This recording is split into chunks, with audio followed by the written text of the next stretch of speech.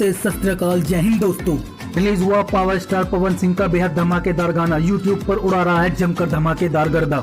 आइए जाने पूरी खबर विस्तार से। भोजपुरी पावर स्टार पवन सिंह अपने नए वीडियो सॉन्ग के जरिए धमाल मचाने वापस आ चुके हैं। सुपर स्टार पवन सिंह का एक और नया गाना रिलीज हो चुका है जिसका नाम चल चल है। पवन सिंह पिछले कई सालों से भोजपुरी इंडस्ट्री पर राज कर रहे हैं, कभी अपनी एक्टिंग का दम दिखाकर तो कभी अपनी गायकी का दम दिखाकर। पवन सिंह रोजाना अपने गानों और फिल्मों के चलते लाइमलाइट में बने रहते हैं। वहीं उनके हालिया रिलीज हुए गाने चल चल की बात करें तो यह गाना भी लोगों के बीच जबरदस्त धूम मचा रहा है।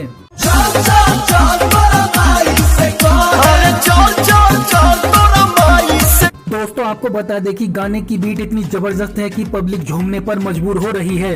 इस चल चल वीडियो सॉन्ग में पवन सिंह के साथ भोजपुरी हसीना डिम्पल सिंह नजर आ रही हैं। दोनों ने मिलकर गाने में तूफान ही ला दिया है। गाने में पवन सिंह और डिम्पल की एनर्जी ने तो दर्शकों को झूमने पर मजबूर कर दिया है। वाकई चल चल वीडियो सॉन्ग को सुनकर ही आपके पैर खुद पे खुद थिरकने लगते हैं। और आपको बता दें कि अब आने वाली शादियों में यह गाना खूब बजने वाला है। तो दोस्तों पवन सिंह के गाने चल चल के बारे में आपको क्या कहना है, अपनी राय कमेंट बॉक्स में जाकर जरूर दें। और ऐसी ही जानकारी पाने के लिए चैनल को दिल से लाइक करके सब्सक्राइब करना ना भूलें।